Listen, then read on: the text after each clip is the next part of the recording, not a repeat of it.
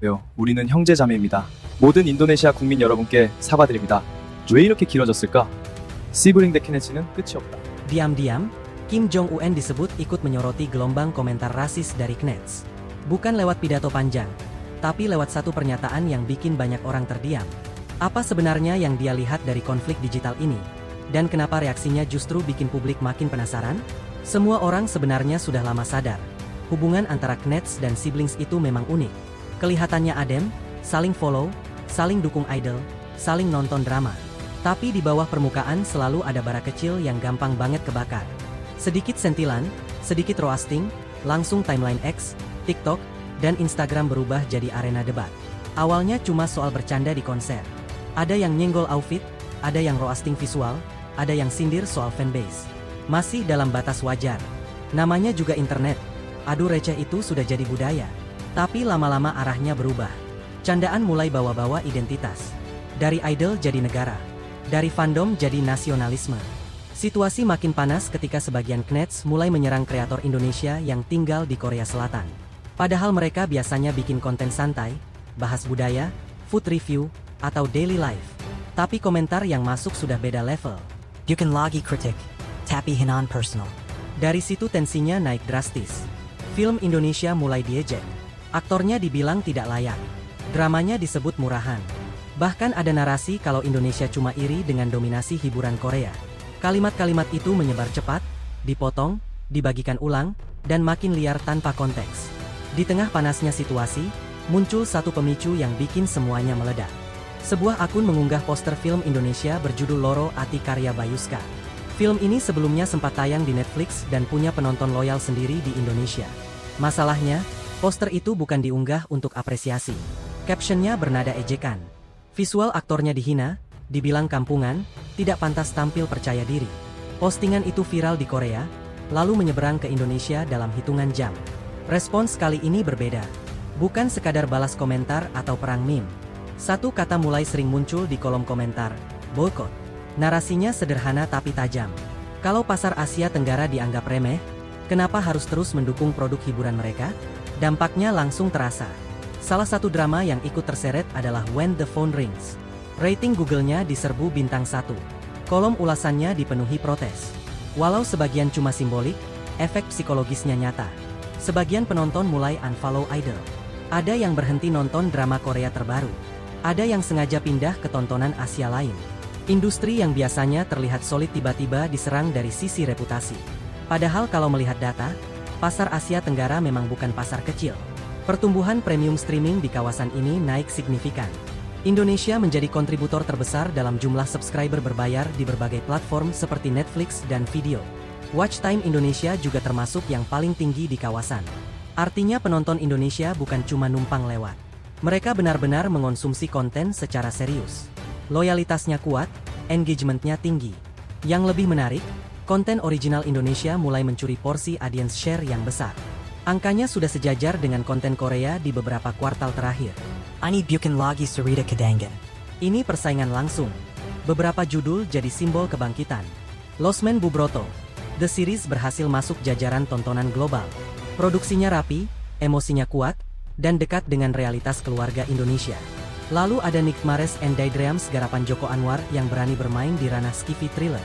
Genre yang dulu dianggap terlalu berat untuk pasar lokal justru mendapat respons positif.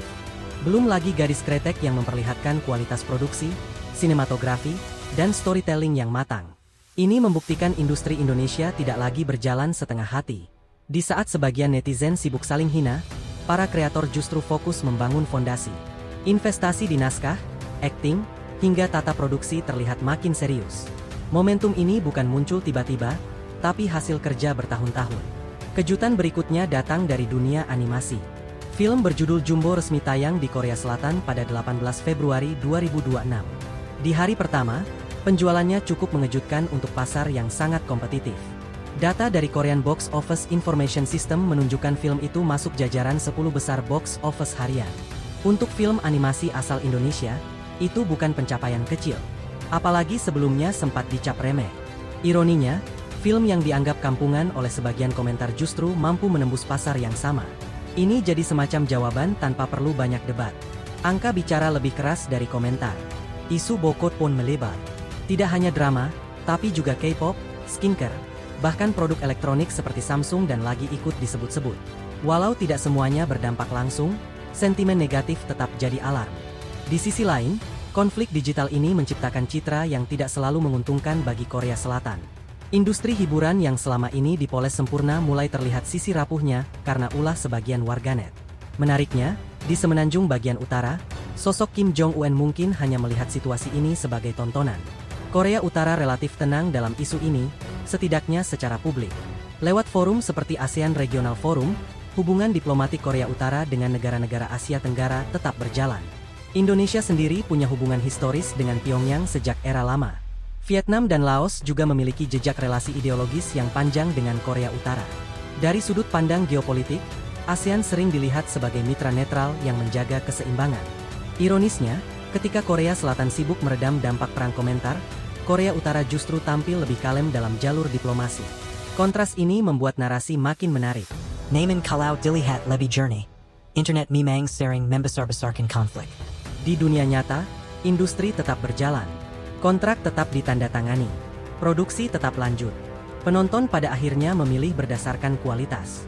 Kalau ceritanya bagus, orang tetap nonton. Kalau animasinya niat, apresiasi akan datang sendiri. Noise tidak selalu menentukan arah pasar. Konflik ini justru memunculkan rasa percaya diri baru di industri Indonesia. Bukan percaya diri karena menang debat, tapi karena punya data dan karya sebagai fondasi. Momentum ini terasa berbeda.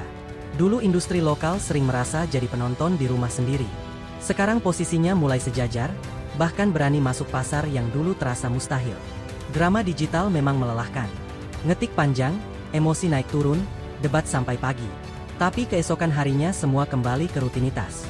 Sementara karya yang sudah dirilis tetap hidup di layar.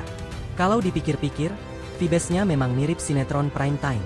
Awalnya cuma salah paham receh. Tiba-tiba konflik melebar, plot twist muncul, karakter baru masuk. Tapi di balik semua itu ada satu pelajaran penting. Tidak ada negara yang benar-benar sempurna. Semua punya netizen yang emosional. Semua punya sisi terang dan gelap. Yang membedakan adalah bagaimana industri merespons. Apakah ikut terbawa arus, atau tetap fokus pada kualitas? Indonesia tampaknya memilih opsi kedua. Karena pada akhirnya, yang paling bertahan bukan yang paling keras teriak di timeline. Bukan yang paling jago roasting. Tapi yang paling konsisten berkarya. Dan kalau hari ini karya Indonesia mulai duduk sejajar, bahkan masuk pasar Korea, itu bukan kebetulan. Itu hasil proses panjang, perbaikan demi perbaikan. Jadi mungkin ini bukan soal knets versus siblings. Bukan soal siapa menang siapa kalah. Ini cuma fase menuju kedewasaan industri. Internet boleh panas. Timeline boleh meledak. Tapi kalau fondasi kuat, karya akan tetap berdiri. Dan bisa jadi, ini baru opening season dari babak yang lebih besar. Bukan lagi soal balas komentar, tapi soal siapa yang paling siap menghadapi panggung global berikutnya.